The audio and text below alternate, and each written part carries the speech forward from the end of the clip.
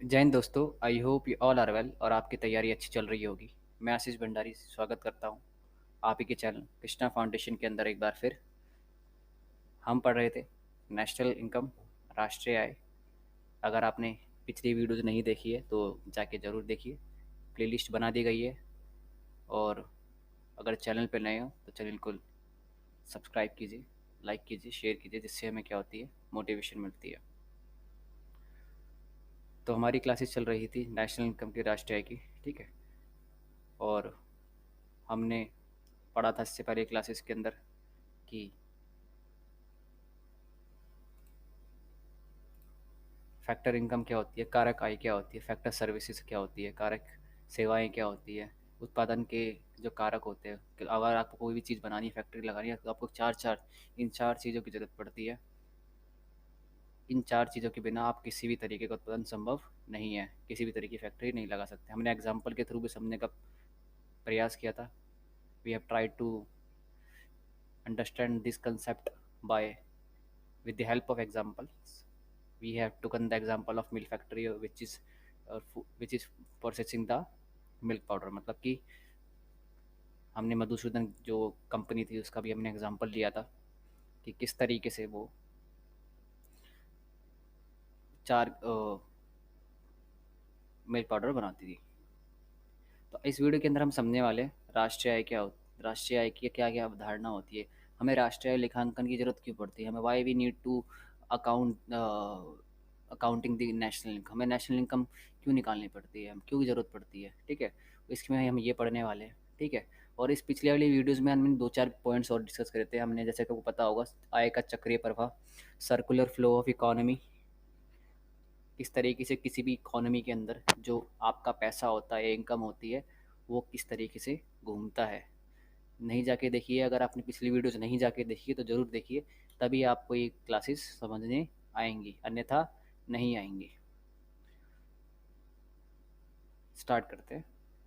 राष्ट्रीय आय लेखांकन का महत्व, अंतर्राष्ट्रीय तुलना, significance of the national income, international comparison, national income counting measures growth rates and development of nations, which can be used to compare standard of living of different countries। मतलब कि क्या कहना चाहता है, अंतर्राष्ट्रीय तुलना राष्ट्रीय लेखांकन विकास दर को मापता है और राष्ट्रों का विकास, उसका प्रयोग विभिन्न देशों की जीवन स्तर की तुलना करने के लिए किया जा सकता है, ठीक है। मैं आपको समझाता हूँ ये कहना क्या चाहता है, ठीक है। अभी आपको समझाता हूँ। हाँ, 2 सेकंड रुकिए, इसको एक बार पीडीएफ को बदल लेता हूँ। ठीक, ठीक है, अब स्टार्ट करते हैं। हाँ, ये सही है। हाँ, देखो, जब हम नेशनल इनकम कैलकुलेशन करते हैं तो करते क्यों हैं, हम क्यों निकालते हैं किसी भी देश की इनकम को, हम कैसे पता करते हैं कि हम कैसे पता करेंगे कि कोई भी देश के पास जो इसकी जो इनकम है, ठीक है, वो कितनी है, ठीक है। तो वो तरीके तो हम बाद में पढ़ने वाले हैं, ठीक है। 3 मेथड्स होते हैं, आपको पता होगा, नहीं पता हो तो अगर आपने मेरी एनसीईआरटी वीडियो नहीं देखी जरूर देखी थी, उसमें मैंने आपको समझाया है, ठीक है। तो राष्ट्रीय आय जिसको बोलते हैं नेशनल इनकम, इसको हम क्यों कर क्या क्या इसका मकसद क्या होता है, देखो होता है, देखो वो पहला इसका आता है आपका international comparison. What does the mean by international comparison. जब हम क्या कहते हैं इन अगर हमें अपने देश की तुलना या फिर अपने देश की तुलना दूसरे देशों के साथ करनी होती है, मतलब कि हम ये जानना चाहते हैं कि हमारा देश कितना आगे है, कितना पीछे है, उसका जीवन स्तर क्या है, स्टैंडर्ड ऑफ लिविंग क्या है, ठीक है। तो जब हम कंपैरिजन करते हैं टू डिफरेंट कंट्रीज़ की, तो हम किसका यूज़ करते हैं, नेशनल इनकम का। The way of living of standards बोल सकते हैं आप, ठीक है। स्टैंडर्ड्स ऑफ लिविंग कह सकते हैं आप इनको, ठीक है। वहाँ के लोग, वहाँ पे गरीबी है, ठीक है, स्वास्थ्य कैसा हो सकता है, ठीक है। जैसे कि अगर आपको पता हो कि हमने नेशनल इनकम के अकॉर्डिंग ही, राष्ट्रीय आय के आधार पर ही हमने देशों का विभाजन कर रखा है। We have divided the on the basis of national income, ठीक है। हम किसकी बात कर रहे हैं, कंट्रीज़ की बात कर रहे हैं, जिसको हमने बोलते हैं, पहला आता है आपका developing countries, developed countries and under developed countries. मतलब कि इसको हिंदी में बोलते हैं विकासशील देश, विकसित देश और अल्प विकसित देश, ठीक है। मुख्यतः ये 3 कैटेगरीज है। विकासशील देश जो अभी विकास कर रहे हैं, जिसको बोलते हैं अंग्रेजी में डेवलपिंग कंट्रीज, विकसित देश या फिर उसको बोलते हैं डेवलप्ड देश, जो विकास कर चुके हैं, ठीक है। और तीसरी है आपकी अल्प विकसित देश या अंडर डेवलपिंग कंट्रीज, जो विकासशील देशों से भी थोड़ा पीछे है, ठीक है। कहने का मतलब क्या है, जो विकासशील देश है क्या, ये कुछ सालों में अपना विकास करते करते विकसित बन जाएंगे। लेकिन जो अल्प विकसित देश है या फिर हम कह सकते हैं अंडर डेवलपिंग कंट्रीज, इनको अभी बहुत टाइम लगने वाला है। क्यों? क्योंकि उनके पास सफिशेंट रिसोर्सेज नहीं है, they don't have sufficient resources. देखो, अगर किसी भी देश को आगे बढ़ना है तो उसको क्या चाहिए, रिसोर्सेज चाहिए, ठीक है। रिसोर्सेज चाहिए, चाहे मैं ह्यूमन रिसोर्सेज की बात करूँ, ठीक है, चाहे मैं क्या कहते हैं नेचुरल रिसोर्सेज की बात करूँ। ह्यूमन रिसोर्सेज जैसे इंसान, वहाँ के लोग पढ़े लिखे कितने हैं, वहाँ के लोग स्वस्थ कैसे हैं, ठीक है। अगर आपने अफ्रीका देखा हो, तो अफ्रीका के मोस्ट ऑफ द कंट्रीज़ क्या है, सारी की सारी अल्प विकसित देश है या फिर अंडर डेवलपिंग कंट्रीज है। क्यों?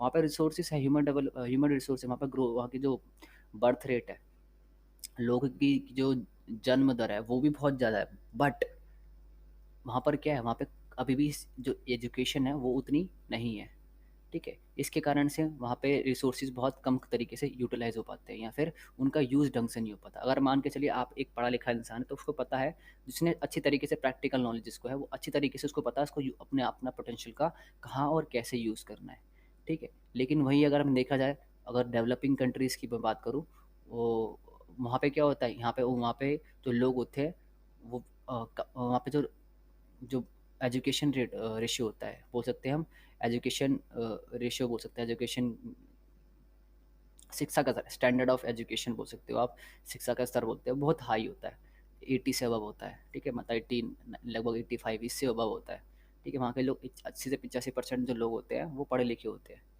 ठीक है। तो हम इस तरीके से वहाँ के लोगों के बारे में हम जान सकते हैं नेशनल इनकम को कैलकुलेट करके। देखो, एक तरीके से जो मेजरमेंट है ना, इससे आप अंदाज़ा लगा सकते हो। जैसे कि आपके बारे में अमेरिका की जब बात करते होगे, तो आपके मन में एक अलग सी छवि बन जाती होगी। अमेरिका, अच्छा अमेरिका, अमेरिका में लॉस एंजलिस, अच्छा हॉलीवुड, वहाँ का कल्चर ऐसा है, बहुत अट्रैक्टिव कल्चर है, जीन कल्चर है वहाँ पर, डोमिनोज, ये सारी चीज़ें दिमाग में आ जाती है, ठीक है। इंडिया की बात की जाए, ठीक है, अब तो इंडिया के बारे में बहुत सारी अवधारणाएं जो थी, बहुत से पर्सपेक्टिव्स थे, जो कंसेप्ट थे ना, वो बहुत पीछे छूट चुके। कहा जाता था बहुत मडी है यहाँ पे, कुछ नहीं है ना, वो सारी पीछे छूट चुकी है। अगर आपने अभी रिसेंटली जो G20 की मीटिंग हेल्ड हुई है, उसमें अगर आपने देखा हो, तो वहाँ से आपको ये चीज़ें समझने आ जाएंगी, ठीक है। क्योंकि अब वर्ल्ड स्टेज पर भी इंडिया को बहुत ही अच्छी रेपुटेशन मिल रही है, ठीक है। तो कंपैरेटिवली कंपैरिजन करने के लिए हमें किसकी ज़रूरत पड़ती है, नेशनल इनकम की, ठीक है। कंपैरिजन करने के बहुत सारे तरीके भी होते हैं, वहाँ का एजुकेशन रेशियो कैसा है, बर्थ रेट कैसा है, बहुत सारी चीज़ें देखी जाती है। लेकिन इसमें इम्पोर्टेंट फैक्टर कौन सा होता है, बहुत ही इम्पोर्टेंट मुख्य बिंदु क्या होती है आपकी, नेशनल इनकम या राष्ट्रीय आय। समझ में आ गया? Business decisions, what does the mean by the business decisions, समझाता हूँ। It reflects the relative contribution and potential of various sector of economy, ठीक है। वेरियस सेक्टर ऑफ इकोनॉमी ये क्या होते हैं वो समझाऊंगा मैं आपको, ठीक है। आपको समझाऊंगा, कोई दिक्कत वाली बात है नहीं। 2 सेकंड रुकिए, इसको ठीक कर लेता हूँ। Various sector of economy which guides the business classes to plan for future productions. व्यावसायिक निर्णय ये विभिन्न क्षेत्रों के सापेक्ष योगदान और क्षमता को दर्शाता है। वह अर्थव्यवस्था को व्यापारी वर्ग का भविष्य के उत्पादन की योजना बनाने के लिए मार्गदर्शन करता है। अब ये क्या कहना चाहता है उसको थोड़ा समझिए। आपको पता ही होगा कि अगर आपने देखा हो, इंडिया की बात देखी जाए या वर्ल्ड की भी बात की जाए, तो जो इंडस्ट्रियलिस्ट होते हैं या फिर जो बिजनेस क्लास होते हैं, उनको ये तय करना पड़ता है कि उनको क्या बनाना है जिससे क्या हो, उनको फ़ायदा हो, ठीक है। अब पूरी इकोनॉमी में हम जो सेक्टर्स होते हैं, मतलब कि जो क्षेत्र होते हैं, उनको 3 भागों में बांट सकते हैं। मतलब पूरी इकोनॉमी को, पूरे देश को आप 3 भागों में बांट सकते हो, अगर काम के हिसाब से देखा जाए। पहला होता है प्राइमरी सेक्टर, जिसको बोलते हैं प्राथमिक क्षेत्र। दूसरा होता है द्वितीय क्षेत्र, जिसको बोलते हैं सेकेंडरी क्षेत्र, और सेक्टर बोलते हैं जिसको। और तीसरा होता है आपका तृतीय क्षेत्र, जिसको अंग्रेजी में बोलते हैं टेरेसरी सेक्टर। प्राथमिक क्षेत्र जो होता है, जो प्राइमरी सेक्टर होता है, ये एग्रीकल्चर से रिलेटेड एक्टिविटीज़ से संबंधित होता है, ठीक है, रिलेटिव होता है, ठीक है। इसमें एग्रीकल्चर एक्टिविटी, कृषि से संबंधित गतिविधियाँ, ये सब चीज़ें आती हैं, ठीक है। किस खेती बाड़ी, ये सब चीज़ें आती हैं, ठीक है। जो लोग भी खेती बाड़ी करते हैं, उनको हम कौन से सेक्टर में रखते हैं, वो करते हैं जो बेसिकली नेचुरल रिसोर्सेज आपका प्रकृति से जुड़े हुए हैं, प्राकृतिक से जुड़े काम धंधे करते हैं, जैसे आपकी कृषि हो गया, बागवानी हो गया, है ना? ये सारी चीज़ें जो करते हैं उनको बोलते हैं हम क्या, प्राथमिक क्षेत्र के व्यक्ति। ठीक है। दूसरा होता है सेकेंडरी सेक्टर्स, जिसको क्या कहते हैं, द्वितीय क्षेत्र के नाम से भी जाना जाता है हिंदी में। इसमें कौन सा वर्ग आता है? इसमें आता है आपका जो चीज़ें बनाता है, उद्योगपति, सारी चीज, अगर आप आम भाषा में समझने का प्रयास करें तो, अभी समझने का प्रयास करो। वैसे तो इसकी डिफिनेशन अलग ही चलती है अगर आप देखें तो, लेकिन अगर आपको दिमाग में बैठाना कंसेप्ट तो आप इससे समझ सकते हैं। ठीक है। जब नोट्स पढ़ेंगे तो आपको यहाँ भी, जब जो रेफरेंस जो पढ़ेंगे तो आपको ये चीज़ें समझने आना शुरू हो जाएंगी। ठीक है। तो ये सारी चीज़ें आ गई। थर्ड में आता है टर्सरी क्षेत्र, सेक्टर, या आपका तृतीय क्षेत्र, जिसमें कि क्या चीज़ें आती है, आपकी सेवा की सेवाएँ आती है, सर्विसेज आती है। सर्विसेज मतलब जैसे कि मैं आपको यूट्यूब के थ्रू अपनी आपको क्या प्रोवाइड करा रहा हूँ, अपनी सर्विसेज दे रहा हूँ, और आप क्या करोगे, आप क्या करने वाले हो, आप हमें पे करने वाले हो। ठीक है। डेमो क्लासेस के कुछ बाद। ठीक है। तो मैं आपको सर्विसेज दे रहा हूँ। ऐसा तो है नहीं कि मैंने एक यूएसबी दी या फिर क्या कहते हैं न्यूरोलिंक चिप दिया और आपके दिमाग में लगाई और सारी की सारी चीज़ें यूएसबी के थ्रू डाटा ट्रांसफ़र हो गया और आपके दिमाग में सारा का सारा डाटा भर गया, या फिर आपने जो पढ़ना था वो आपने अपने दिमाग में स्टोर कर लिया। ऐसा तो है नहीं कुछ। आप मेरी क्लासेस ले रहे हो, मैं आपको सर्विसेज दे रहा हूँ, अपना टाइम दे रहा हूँ, आपको समझा रहा हूँ। डॉक्टर क्या करता है? डॉक्टर अभी अपनी सर्विसेज देता है। ठीक है। ऊबर कैब वाला वो भी आपको क्या करता है? आपको घर से लेता है, फिर आपको ड्रॉप करके आता है जहाँ पे भी आपको जाना है। ठीक है। वो सारी क्या है, ये सारी की क्या है, सर्विसेज है। ठीक है। टीचर भी आपको सर्विसेज देता है। ठीक है। समझ आ गया? तो थर्ड जो भी सर्विसेज से रिलेटेड काम करते हैं, ठीक है, जो सर्विस सेक्टर में लगे हुए हैं, उसको बोलते हैं हम टर्सरी क्षेत्र। ठीक है। अब चौथे और पांचवी को भी आते हैं, उनको भी हम ज़्यादा इसके बारे में समझेंगे नहीं। ठीक है। अभी आगे जाके ये तो एक तरीके से आप समझ सकते हैं, इंट्रोडक्शन चैप्टर से मान सकते हो आप इसको। लेकिन अब जब आगे जाएंगे तो इनको प्राइमरी सेक्टर, सेकेंडरी सेक्टर और टर्सरी सेक्टर के बारे में और हम समझेंगे। ठीक है। तो जब जितने भी इंडस्ट्रियलिस्ट होते हैं वो क्या करते हैं, देखो, प्राइमरी, अब जब नेशनल इनकम कैलकुलेशन करते हैं तो इसमें ये भी चीज़ें देखी जाती है कि प्राइमरी सेक्टर का क्या योगदान रहा है, सेकेंडरी सेक्टर का क्या योगदान रहा है, या जो टर्सरी सेक्टर है, मतलब कि जो तृतीय क्षेत्र है, उसका क्या क्या क्या योगदान रहा है नेशनल इनकम के अंदर। मतलब कि पैसा आ रहा है तो कौन से सेक्टर से ज़्यादा आ रहा है। तो जितने भी बिजनेसमैन होते हैं तो वो आगे की प्लानिंग कर लेते हैं, अच्छा इस सेक्टर से अगर मान के चलिए, जैसे भारत है, इंडिया के अंदर क्या है, जो जो टर्सरी सेक्टर, जो तृतीय क्षेत्र है, उसका योगदान ज़्यादा है। ठीक है। तो बिजनेस क्लास क्या सोचेगी, बिजनेस क्लास सोचेगी कि एक काम करते हैं हम ना, अपने बिजनेस ऐसी जगह खोलते हैं जो किस में डील करता हो, सर्विस में डील करता हो। जैसे कि वो सोचेंगे क्या, ऊबर कैब ये सब चीज़ें खोले, या फिर ऑनलाइन टीचिंग, ये सारी की सारी क्या सर्विसेज है, तो उनको पता है कि क्या करना है और क्या नहीं करना है। तो जो जितने भी बिजनेस डिसीजन होते हैं वो सारे किसके बिहाफ पर लिया जाता है, आपके नेशनल इनकम के थ्रू। ठीक है। क्या पार्टिसिपेशन है आपका विभिन्न क्षेत्रों का। समझ आ गया? Policy formation. It throws light on the distribution of income and resources in the economy, which help government in proper allocation of resources to bring equality and development of nations. नीति निर्माण, ये आय और संसाधनों के वितरण पर प्रकाश डालता है। अर्थव्यवस्था जो सरकार को समानता लाने के लिए संसाधनों के उचित आवंटन में मदद करती है राष्ट्र के विकास में। देखिए जी, अगर मान के चलिए, अगर आपको विकास करना है, देश का डेवलपमेंट करना है, देश को आगे ले जाना है, तो आपके लिए बहुत ही इंपॉर्टेंट फैक्टर क्या होने वाला है, बहुत ही इंपॉर्टेंट चीज़ क्या होने वाली है, उसके रिसोर्सेज। उस देश के पास क्या है ऐसी चीज़, जैसे उस देश के पास ऐसी चीज़ क्या है जिससे वो विकास कर पाए। ठीक है। आपने देखा हो सऊदी अरब के पास क्या है, आपके पास नेचुरल रिसोर्सेज है, जैसे कि वहाँ पे पेट्रोलियम है। तो हालांकि वो पेट्रोलियम को बहुत कम यूज़ करते हैं, उतना नहीं करते जितना उनको करना चाहिए अपनी ग्रोथ के लिए, बट वो करते हैं। जो चीज़ जैसे कि इंडिया के अंदर बड़ी बड़ी नदियाँ हैं, पहाड़, पेड़ है, पौधे हैं, है ना? तो क्या करते हैं, वहाँ पे इजीली डैम बना सकते हैं। डैम से क्या होती है, बिजली जनरेशन होती है, उन बिजली को बेचा भी जाता है और अपने देश में भी वो चीज़ें यूज़ भी होती है, डोमेस्टिक लेवल पे घर के अंदर भी चीज़ें यूज़ होती है। तो ये सारे के सारे क्या है, संसाधन है। जिस तरीके से संसाधन होंगे उस तरीके से प्लानिंग भी होगी। ठीक है। अगर नेशनल इनकम हम जब कैलकुलेशन करते हैं, ठीक है, तो हम ये तय कर सकते हैं कि अगर मान के चलिए नेशनल इनकम के अंदर हमने क्या करा, जब हम पॉलिसी मेकिंग करते हैं पॉलिसी मेकिंग मतलब मैं आपको समझाने का प्रयास कर एग्जाम्पल के थ्रू समझने की कोशिश कीजिएगा तो मैं समझाऊंगा, ठीक है? एक बार मैं देख लेता हूँ वीडियोज़ में आवाज़ आ रही है नहीं आ रही।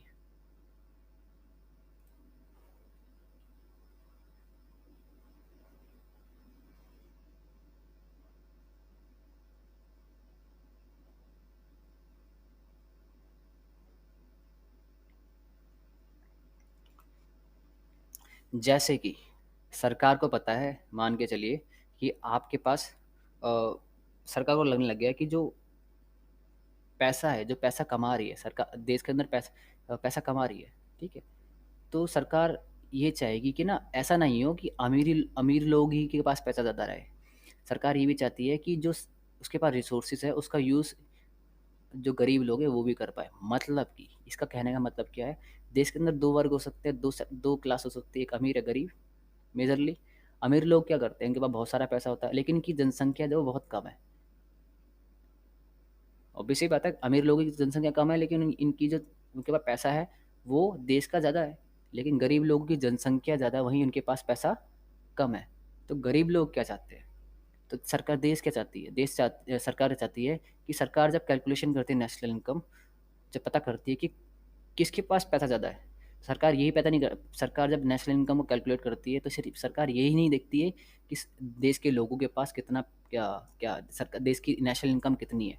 सरकार ये भी देखती है कि ये जो पैसा है वो किन लोगों के पास है, ठीक है? अगर इसको बोलते हैं अनइक्वल डिस्ट्रीब्यूशन ऑफ इनकम, आय का असमान वितरण। मतलब कि जैसे मान के चलिए आय का असमान वितरण मतलब कि इसको बोलते हैं कम लोगों के पास ज़्यादा पैसा और ज़्यादा लोगों के पास कम पैसा। जैसे मान के चलिए आप देश है भारत, कहा कहा बहुत सालों पहले 90s में ये चीज़ कहा जाती थी, देश का 5% पैसा 95% लोगों के पास है, ठीक है? वही सॉरी, जो 5% जो जो देश का 95% पैसा है वो 5% लोगों के पास है। वही देखा 95% लोगों के पास देश का सिर्फ 5% पैसा है। तो ये बहुत ही बड़ी असमानता थी, इक्वालिटी नहीं थी, है ना? तो सरकार क्या करती है, सरकार पॉलिसीज़ बनाती है, नेशनल इनकम को कैलकुलेट करती है, सब पता करती है कि पैसा किसी पास है, ज़्यादा है, ठीक है? तो सरकार क्या करती है कि जब ये नेशनल इनकम कैलकुलेट कर लेती है, सरकार को ये पता चल जाता है कि कौन से वर्ग के पास है, कौन सी क्लास के पास कितना पैसा है, क्या-क्या नहीं है। तो सरकार क्या करती है, जो उसके पास संसाधन है, जो रिसोर्सेज़ है या पैसा बोल सकते हो आप आम भाषा में, उसको यूज़ करती है। ये जो खाई जो अमीर और गरीब के बीच में खाई बन गई है ना, उसको कम किया जा सके। जैसे कि सरकार क्या करती है, आपके लिए बहुत सारी योजनाएँ चलाती है, जैसे कि पीडीएस जो होता है आपका पब्लिक डिस्ट्रीब्यूशन सिस्टम, जिसके थ्रू सरकार मुफ्त अनाज देती है, राशन देती है, डायरेक्ट बेनिफिट ट्रांसफ़र्स जो होता है आपने देखा हो, डीबीटी जिसको बोलते हैं, आपके अकाउंट में सीधा पैसा डाल दिया जाता है। तो डीबीटीज़ के थ्रू ये सारी क्या है, सरकार क्या चाहती है, जो गरीब लोग हैं वो क्या हो कर सके, इनको हम थोड़ी सहायता दे दें, जिससे क्या हो वो थोड़ा ऊपर आ जाए। तो एक खाई है जो अमीर गरीब के बीच की, ये थोड़ा खत्म हो जाए। एग्जाम्पल के थ्रू समझते हैं, एग्जाम्पल के थ्रू मतलब समझने का प्रयास करें तो अगर आप देखें, जैसे मान के चलिए आपके घर में दो भाई हैं, मान के चलिए आपके घर है और आप वो आपका भाई है, आपका भाई सही है, ठीक है? वो खुदा ना खास्ता ऐसी कभी चीज़ें हों, एग्जाम्पल है सिर्फ, मैं अपनी मान के चलता हूँ। मैं अगर मान के चलिए मेरा कोई भाई है और वो अपाहिज है मान के चलिए, तो मम्मी पापा क्या करेंगे, उस पर ज़्यादा ध्यान देंगे, आप पे थोड़ा कंपैरेटिवली कम देंगे। आपके मम्मी पापा चाहेंगे उसको थोड़ा ज़्यादा प्रोत्साहन देंगे, है ना? उसको ज़्यादा फैसिलिटीज़ देंगे, फैसिलिटीज़ देंगे, दोनों को देंगे, लेकिन उसको ज़्यादा फैसिलिटीज़ देंगे। ये कहने को असमानता लग सकती है, कि असमानता है नहीं, ठीक है? उसको ज़्यादा बढ़ावा दे रहे हैं, क्यों? क्योंकि उसको नेचुरली वो क्या है, वो उस काबिल नहीं है कि अपने काम कर सके, इसलिए माँ बाप क्या करेंगे, आपके उस लोगों को ज़्यादा ध्यान दें, उसकी ज़्यादा केयर करेंगे, ठीक ठीक है? आप वो आपके माँ बाप क्या करेंगे कि वो बच्चा हमारी मदद से वो इतना हो जाए कि आपके बराबर आ जाए, फिर अपने पैरों पर खड़ा हो जाए, फिर वो अपने आप सारी चीज़ें कर लेगा, ठीक है? इसी तरह सरकार भी करती है, नीतियाँ बनाती है, पॉलिसीज़ बनाती है, बजट बनाती है हर साल। बजट के थ्रू क्या करती है सरकार, क्या करती है, जो जिसके पास जितना पैसा होता है वो तय करती है कहाँ-कहाँ लगाना है और कहाँ-कहाँ नहीं लगाना है। ये क्यों कर पाती है? जब सरकार को ये पता होता है कि नेशनल इनकम क्या है और नेशनल इनकम के अंदर अमीर और गरीब के पास कितना योगदान है। अगर ये जो दोनों के बीच की जो खाई है बहुत ज़्यादा होती है, तो सरकार क्या करती है, गरीब लोगों के लिए काम करती है। सरकार हर साल बजट बनाती है। बजट मतलब कि हर फरवरी के एंड में सरकार बजट पेश कर देती है संसद के अंदर, अनुच्छेद 112 के तहत। वार्षिक वित्तीय विवरण जिसको बोला जाता है। बजट का जो, वैसे बजट कोई वर्ड है ही नहीं अगर हम देखा जाए तो, लेकिन इसकी जगह कौन सा वर्ड होता है, वार्षिक वित्तीय विवरण। तो सरकार क्या करती है, सरकार ये हर साल ये तय करती है सरकार को ये क्या काम करने गरीबों के लिए, या फिर ये काम करने, ये देश के अंदर काम करने। तो नीति निर्माण के अंदर कि सरकार को क्या करना है क्या नहीं करना, उसमें नेशनल इनकम उसको पता हो तो बहुत अच्छे काम कर सकती है। समझ आ गया? आगे बढ़ते हैं। नीति मूल्यांकन, पॉलिसी इवोल्यूशंस, ये क्या कहना चाहता है, इसको थोड़ा समझते हैं, इसको थोड़ा समझने का प्रयास करते हैं। ये क्या the income accounting identify specific economic achievements and failure which helps the people of nation of evaluating the policies of the government। जैसे मान के चलिए सरकार को सरकार क्या चाहती है, सरकार ये चाहती थी, मान के चलिए सरकार चाहती थी कि देश की नेशनल इनकम बढ़े। जैसे प्रधानमंत्री मोदी जी क्या करते हैं, किसानों की आय दुगना करना चाहते हैं।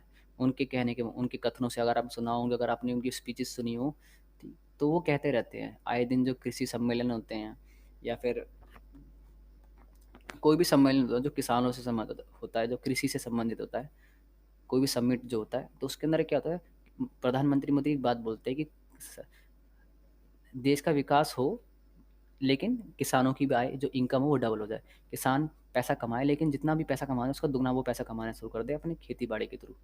तो प्रधानमंत्री मोदी, मैं उनका सपोर्ट, ऐसी बातें ना सपोर्टर हूँ या फिर वो हूँ, मैं किसी भी वर्ग का सपोर्टर नहीं हूँ। आई एम अ स्टूडेंट, मैं बिल्कुल बिल्कुल बायस होके, समझ पा रहे हो आप, बिल्कुल ऊपर से देखता हूँ कौन क्या सही है क्या सही नहीं है। उनकी बहुत सारी गलतियाँ हैं, बहुत सारी कमियाँ हैं, उस पर हम अभी तो, it's not a political class, it's economics class. तो प्रधानमंत्री मोदी क्या करते हैं, कहते हैं कि देश की जो इनकम है, जो किसानों की इनकम है, उसको दुगना करना है। वो कैसे करेंगे, उन्होंने बहुत सारी नीतियाँ बनाई होंगी इससे पहले, ये काम करने हैं, जैसे कि एमएसपी, मिनिमम सपोर्टिंग प्राइस, न्यूनतम समर्थन मूल्य देकर प्रयास कर रही है सरकार। इसी तरीके से बहुत सारे कार्य करती है सरकार, जैसे कि अगर आपने देखा हो डीबीटी के थ्रू डायरेक्ट बेनिफिट ट्रांसफ़र, प्रधानमंत्री जन धन योजना के तहत आप एक खाते खुलवाए। हर साल आपको पता हो जो प्रधानमंत्री कृषि स्वनिधि योजना के तहत हर किसान के कुछ ना कुछ पैसे उनके अकाउंट में जाते हैं, जिससे उनको फ़ायदा हो सके।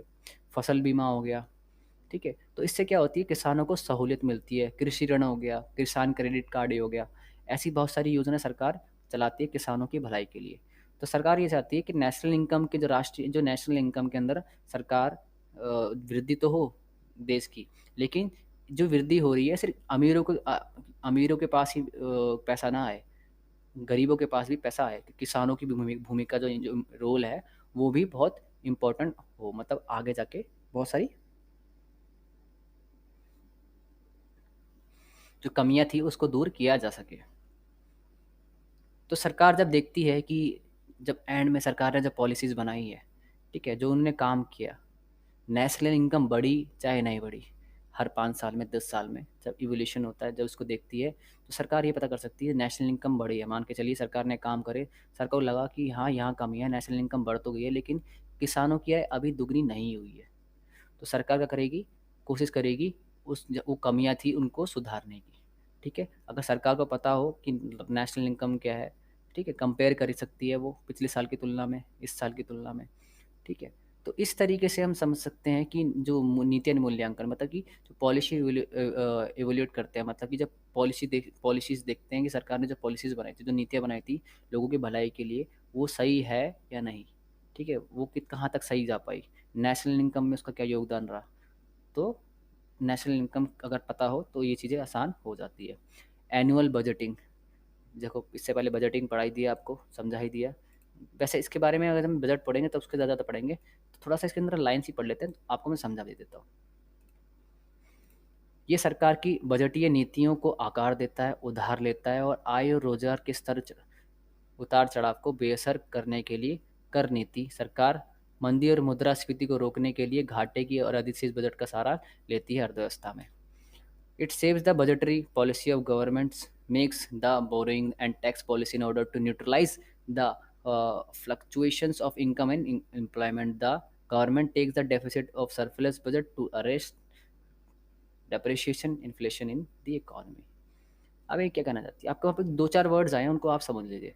मंदी की बात हुई है यहाँ पे, ठीक है। यहाँ पे मुद्रास्फीति जिसको महंगाई बोलते हैं, दूसरा नाम होता है, ठीक है, उसकी बात हुई है यहाँ पे। बजटीय नीति होती है, बजट की नीति के बारे में बात हुई है, ठीक है। उधार की बात हुई है, घाटे की अधिशेष बजट की बात की है, ये बातें हुई हैं। तो इनको आप समझ लेते हैं, थोड़ा सा समझने का प्रयास करते हैं ऊपर ऊपर से, जिससे क्या हो आपको चीज़ें नई ना लगे। देखिए, जब सरकार बजट बनाती है, बजट मतलब कि बजट तैयार करती है, हर साल सरकार क्या करती है? सरकार बजट क्या होता है? बजट क्या होता है सरकार का? बजट एक ऐसा कानूनी या आप कह सकते हैं दस्तावेज होता है जिसमें चीज़ें लिखी होती हैं कि इस साल उसके पास कितना पैसा आने वाला है सरकार के पास, और इस साल वो कितना खर्चा करेंगी। सरकार अंदाज़ा लगाती है कि सरकार ये काम कर रही है, तो उनको पता होता है, तो सरकार कोशिश करती है कि बताती है कि इस बजट के थ्रू कि सरकार के पास इतना पैसा आने वाला है और इतना पैसा हम खर्च करेंगे इस साल, आगामी वर्ष में, आने वाले साल में, आने वाले वित्तीय वर्ष जिसको बोलते हैं। क्वेश्चन ये है कि कमेंट्स में लिखिएगा कि वित्तीय वर्ष क्या है हमारा, ठीक है। तो जो वित्तीय वर्ष होता है उस साल सरकार क्या करती है? सरकार करती है कि बहुत सारी योजनाएं बनाती है, जैसे कि मंदी के टाइम पे क्या करती है? मंदी क्या होती है और मुद्रास्फीति क्या होती है? मंदी मतलब कि आपने सुना होगा ये वर्ड, आपके मामा बाप से, आप पिताजी से सुना होगा, मंदी चल रही है, काम नहीं चल रहा, या महंगाई होगी, मम्मी के मुंह से सुना होगा महंगाई हो गई है, ये भी सुना होगा महंगाई हो, कीमतें बहुत बढ़ गई हैं ना, चीज़ें खरीदी नहीं जा रही है, ठीक है। महंगाई के अंदर क्या होता है? महंगाई के अंदर कीमतें बढ़ जाती हैं चीज़ों की, मंदी के अंदर कीमतें घट जाती हैं। या फिर दूसरी भाषा में कह सकते हैं, मंदी के अंदर क्या होता है? चीज़ों के, लोगों के पास उतना पैसा होता नहीं है खर्च करने के लिए, ठीक है। लोगों के पास पैसा कम होता है खर्च करने के लिए, ये चीज़ समझिएगा। ये बात है, लोग मंदी के अंदर क्या होता है? लोगों पर पैसा खर्च नहीं होता, तो लोग खरीदारी नहीं करते। अब लोग खरीदारी नहीं करेंगे तो दूसरे लोग जो बनाते हैं चीज़ों को वो बनाएंगे नहीं। अब मान के चलिए, आप कब चीज़ बेचोगे? जब कोई खरीदने वाला होगा, या बनाओगे तब जब कोई चीज़ खरीदने वाला होगा, ऑब्वियस सी बात है ना। जब कोई खरीदने वाला ही नहीं है तो आप बनाओगे भी नहीं, ऑब्वियस सी बात है। अब चीज़ें बनाओगे नहीं तो क्या होगा? कंपनियाँ नहीं खुलेंगी, कंपनियाँ चलेंगी नहीं, कंपनियों में जो लोग काम कर रहे हैं उनको रोज़गार नहीं मिलेगा। तो जब सरकार ये चीज़ें देखती हैं तो, और मुद्रास्फीति मतलब कि महंगाई, महंगाई इसका जस्ट उल्टा, लोगों के पास पैसा है और क्या होता है, लोग खरीदारी करना चाहते हैं, जिससे क्या होता है? कीमतें बढ़ जाती हैं। जब हम डिमांड पढ़ेंगे तो इसको आराम से समझेंगे। डिमांड में हम क्या समझते हैं कि there is inverse relationship between price of commodity and the quantity which is purchased by the consumer in relation. किसी भी वस्तु और कीमत के बीच में कैसा संबंध होता है? किसी वस्तु की कीमत और उसकी मांग के बीच में कैसा संबंध होता है? उल्टा संबंध होता है। मतलब कि अगर चीज़ों की कीमतें बढ़ जाएंगी तो लोग कम खरीदारी करेंगे, वही अगर चीज़ों की कीमतें घट जाएंगी तो लोग ज़्यादा खरीदारी करेंगे। ये उल्टा सिद्धांत हो गया। तो मंदी में क्या होता है? मंदी में चीज़ें क्या होती है आपको बताऊँ तो, लोगों के पास पैसा कम होता है, लोगों के पास कम पैसा होता है तो लोग चीज़ें खरीदना ही नहीं चाहते हैं। लोग खरीदना ही नहीं चाहते तो जो बेचने वाले क्या करते हैं? अपने जो चीज़ों की कीमतें घटा देते हैं।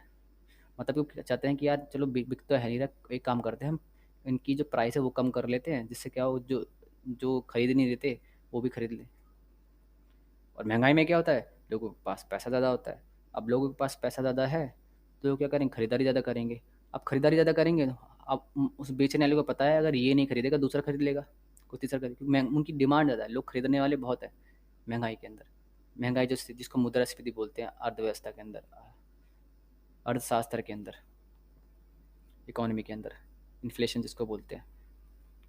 लोगों के पास पैसा ज़्यादा है खरीदारी के लिए, तो बेचने वाले क्या करेगा? एक काम करते हैं, हम इनकी प्राइस बढ़ा देते हैं। देखो, अगर उसने 8 रुपये की चीज़ बनाई या 8 रुपये की चीज़ खरीदी, तो वो कोशिश करेगा कि पहले जो 10 रुपये की बेच रहा था अब वो 12 की बेचेगा। क्यों? उसको पता है कि जो चीज़ 10 में बहुत आसानी से बिक जा रही थी वो 12 में भी आराम से बिक जाएगी। क्यों? लोग ज़्यादा है। ठीक है? इससे क्या होगा, कीमतें बढ़ जाती हैं। जैसे किसी भी की और obvious सी बात है, समझ में आ गया आपको रिलेशन, प्राइस क्यों बढ़ा? अधिशेष बजट क्या होता है? अधिशेष बजट में क्या होता है? अधिशेष बजट का मतलब ये है कि जब देखो, बजट क्या होता है? बजट मतलब कि सरकार को भी पता होता है कि सरकार इस साल इतना पैसा खर्च करने वाली है, उतना पैसा उसके पास आने वाला है।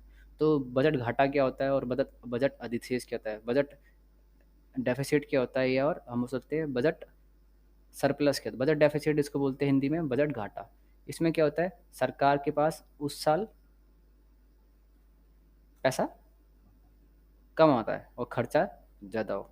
घाटा किसको बोलेंगे? घाटा उसी चीज़ को बोलेंगे जो सरकार के पास पैसा कम आए और खर्चा ज़्यादा। वही अधिशेष जिसको बोलते हैं सरप्लस, सरकार के पास पैसा ज़्यादा आ रहा है और जो उसकी खर्चे हैं वो कम है। समझ में आ गया? उसको बोलते हैं बजट सरप्लस या बजट अधिशेष। ठीक है? तो नेशनल इनकम भी बहुत इंपॉर्टेंट यूज़ करती है। जब हम बजटिंग करते हैं ना, तो सरकार नेशनल इनकम को भी ध्यान रखती है। कोशिश करती है कि बजट के थ्रू जो हम बजट बना रहे हैं, इसके जो बजट बना रहे हैं उसमें क्या हो, नेशनल इनकम पर भी इसका प्रभाव पड़े, देश की इनकम जो है बढ़े। समझ आ गया? नेशनल स्टैटिस्टिक्स, ये इंपॉर्टेंट पॉइंट उतना इंपॉर्टेंट है नहीं, लेकिन समझ लेते हैं। National statistics gives clear pictures of how the income expenditure is divided into investment and consumers. राष्ट्रीय आंकड़े इस बात को स्पष्ट तस्वीर देते हैं कि राष्ट्रीय व्यय का किस प्रकार विभाजित किया गया है, निवेश या उपभोग में। जब हम पता करते हैं, जब नेशनल इनकम कैलकुलेशन करते हैं, तो आपको सारी चीज़ें सामने आ जाती हैं कि देश में कितना खर्चा हो रहा है। ठीक है? अब देखो, देश की इनकम ज़्यादा है, इसका मतलब ये है कि खर्चा भी वहाँ पर हो रहा है। देखो, वन मैन एक्सपेंसेस कॉमन, मैं चीज़ों की बात बिल्कुल सामान्य तौर पर बात कर रहा हूँ, आम भाषा में समझने का प्रयास करते हैं। जब इसको इकोनॉमिक्स इकोनॉमिक्स में एक चीज़ बोलते हैं, one man expenses is another man income. एक इंसान का खर्च दूसरे इंसान की क्या होती है, इनकम होती है। जैसे कि आप मोमोज खरीदने गए तो आपने तो खर्चा करा, लेकिन उसकी क्या होगी, वो इनकम होगी जो जिससे आप मोमोज खरीद रहे हो। ठीक है? तो जब नेशनल इनकम के बारे में हम पता कर लेते हैं कि देश की इनकम इतनी है, इतना जो देश है, हमारा देश क्या कर रहा है, उपभोक्तावादी प्रवृत्ति का है या फिर इन्वेस्टर है या फिर सरकार, देश के पास पैसा ज़्यादा है या पैसा कम है, सब सारी चीज़ें निकल के आ जाती है सामने अपने आप ही, जब नेशनल इनकम हम पता कर लेते हैं। ठीक है?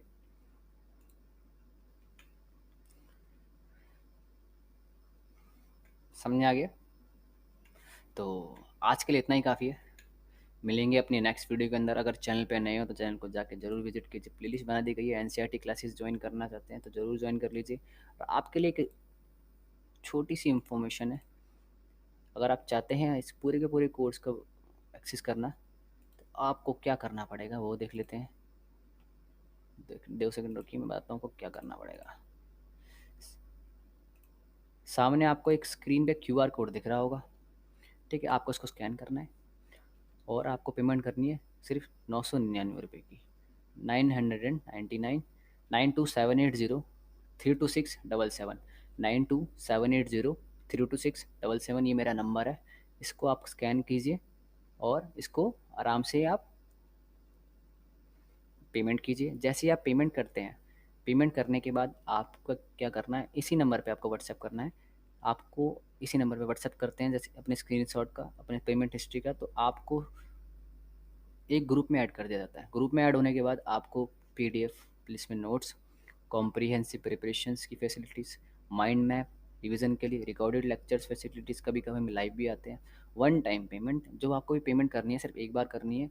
जब तक आपका पूरा का पूरा कोर्स ख़त्म नहीं हो जाता, जब तक आपके साथ कोई भी किसी भी तरह की पेमेंट करने की ज़रूरत आपको नहीं। प्लस में पर्सनल गाइडेंस, मेरी पर्सनल गाइडेंस से तो आपको क्लासेस मिलना शुरू हो जाएगी। एजुकेशनल क्वालिफिकेशन क्या है मेरी, ग्रेजुएशन कर रखा है दिल्ली यूनिवर्सिटी से, पोस्ट ग्रेजुएशन कर रहा है अलीगढ़ मुस्लिम यूनिवर्सिटी से, 5 ईयर एक्सपीरियंस में टीचिंग लाइन का। और एंड में क्या है, ये है कि 5% फ्रॉम योर फी, मतलब कि जो भी आप पैसे पेमेंट फ़ी करते हैं उसका 5% आता है एनिमल के वेलफेयर्स के लिए। बहुत सारी संस्थाएं हैं, बहुत सारी ऑर्गेनाइजेशन हैं जो जानवरों के अपलिफ्टमेंट के लिए काम करती है। जो जानवर घूमते रहते हैं बेसहारा, जिनको चोट लग जाती है, तो वो उनकी उनकी सेवाएं करती हैं। उनके लिए बहुत अच्छे वो काम भी करती हैं। तो उनके लिए भी उन्हीं संस्थाओं को ये 5% जाता है आपकी फ़ी का। इस तरीके से आप एक तरीके से नोवेल कोर्स भी कर रहे हैं। अदर कोर्सेज़ भी हमारे स्टार्ट हो चुके हैं, तो आप जाकर देख सकते हैं, economics, history, polity, geography, other courses भी हैं इसके अलावा। तो जाके विज़िट कीजिए चैनल को, आपको चीज़ें सारी समझ में आ जाएगी, क्या प्रोसीजर है, क्या प्रोसीजर नहीं है। तो अगले मिलेंगे अपनी नेक्स्ट वीडियो के अंदर। जय हिंद, जय भारत।